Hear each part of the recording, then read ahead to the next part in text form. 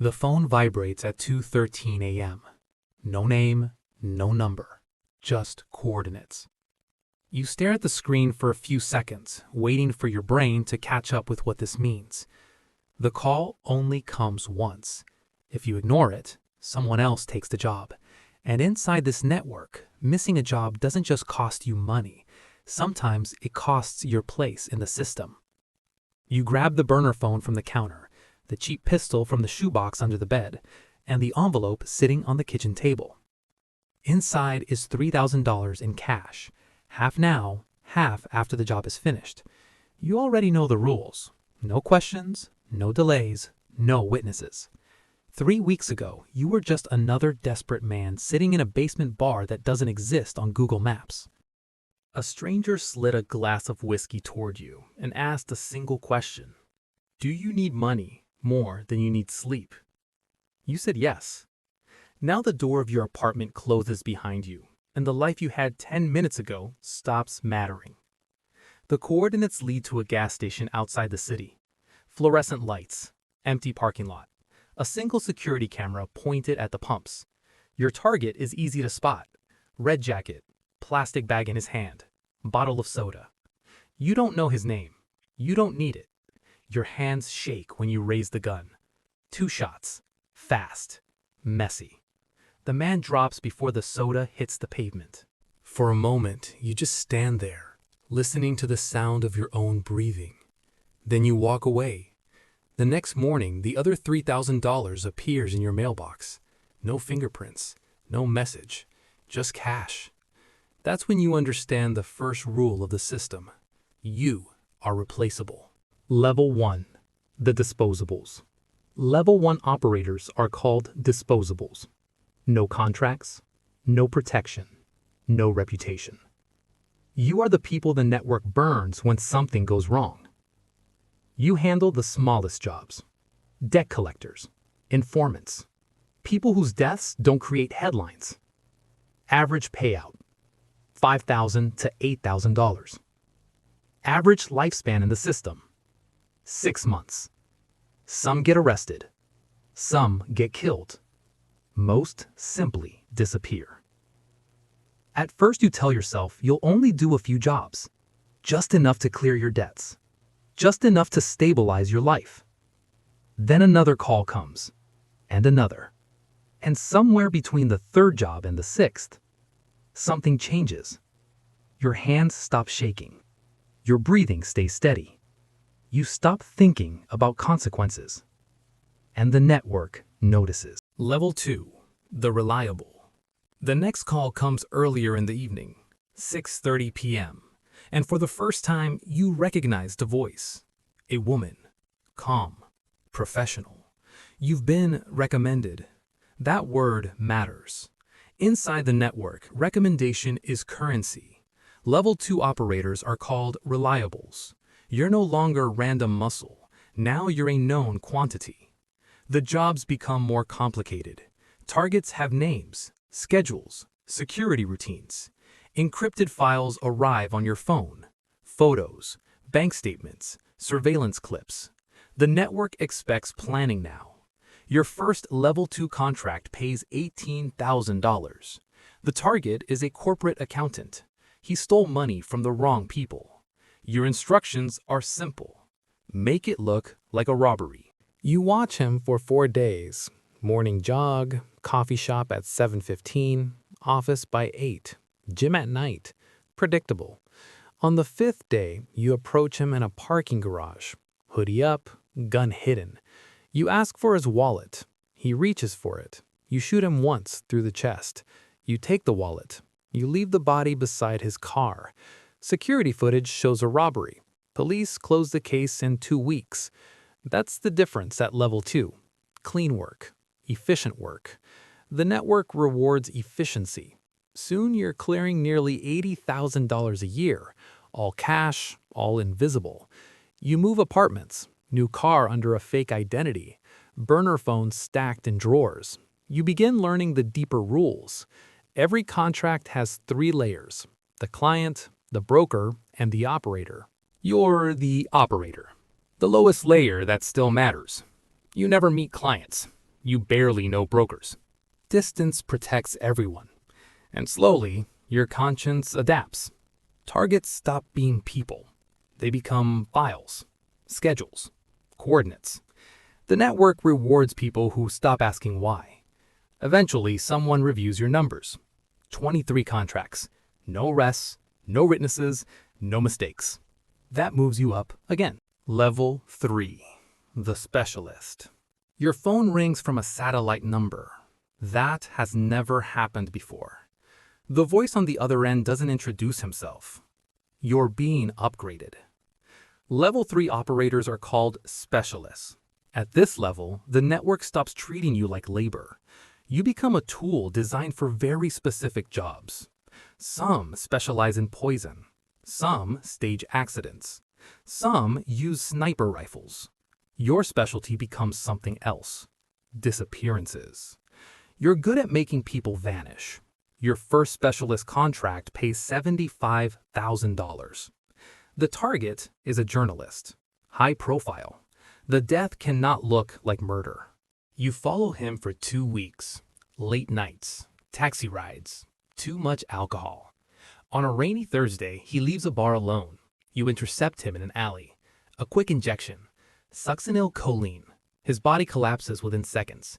His heart stops minutes later. Before sunrise, the body disappears. Police eventually list him as missing. No evidence, no witnesses. That's what specialists do. They erase. Your income jumps past $300,000 a year. But money isn't the real reward anymore. Information is. The network begins trusting you with things you shouldn't know. Operations across 4 continents. Contracts worth millions. You realize something important. This isn't a gang. It's an industry. Governments use it. Corporations use it. Cartels use it. Everyone pretends it doesn't exist. But everyone knows someone who can make the call. Your reputation grows inside quiet conversations. And reputation in this world is more valuable than money. But reputation also creates danger, because at the next level, killers start hunting other killers.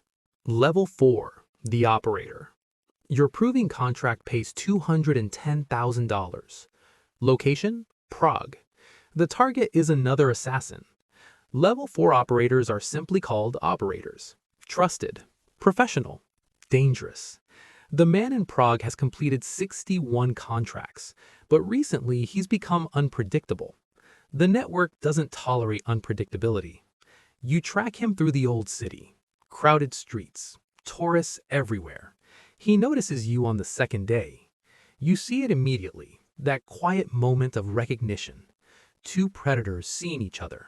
The hunt changes instantly. You stop following. He stops running.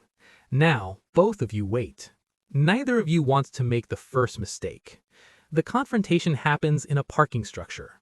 No speeches, no hesitation. 2 shots echo through concrete. His bullet grazes your shoulder. Yours hits his throat. He slides down the pillar behind him. You watch the life leave his eyes.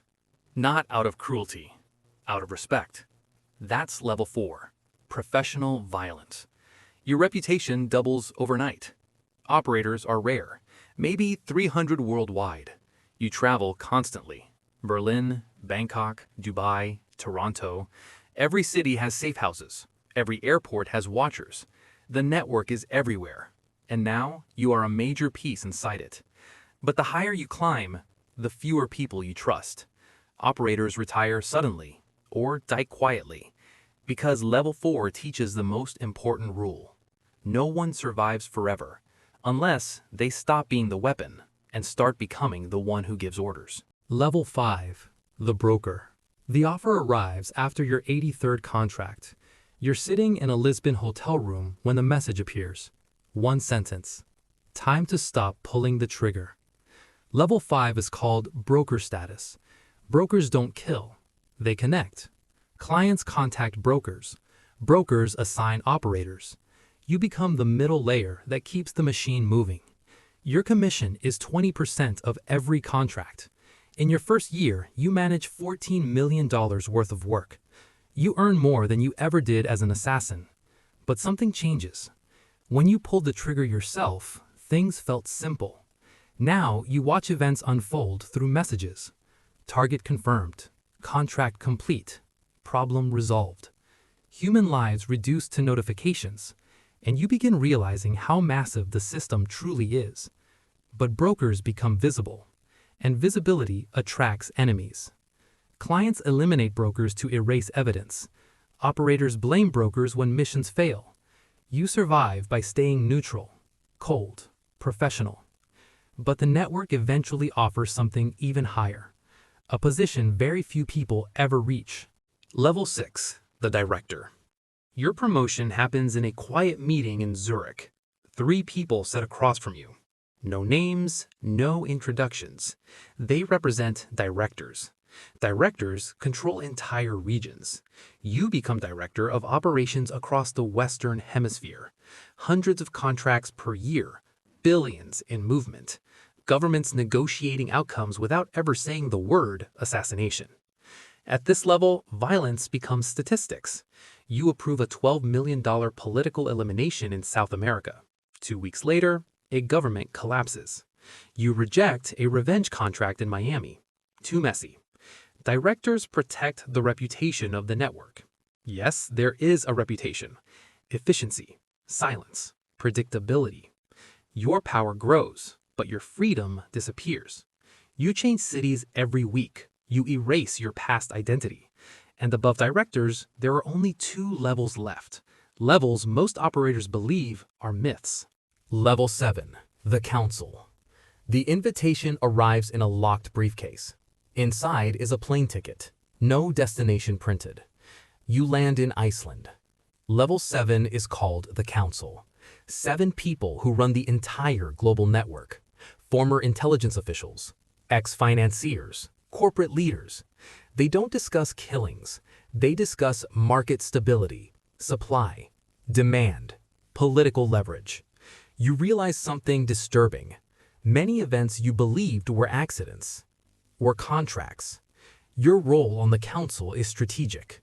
You don't approve individual deaths. You approve political outcomes. Entire power structures rise and fall because of quiet decisions made in rooms like this. But above the council, there is one final level. A level most people believe is a myth. Level 8, the architect. No one invites you to level 8. You discover it slowly. Patterns in the system, rules even the council follows. Eventually, you learn the truth. There is always one architect. The person who designs the entire structure, the one who adjusts the system when it begins drifting. You inherit the role after the previous architect dies quietly in a Swiss hospital. No funeral, no public record, just a folder.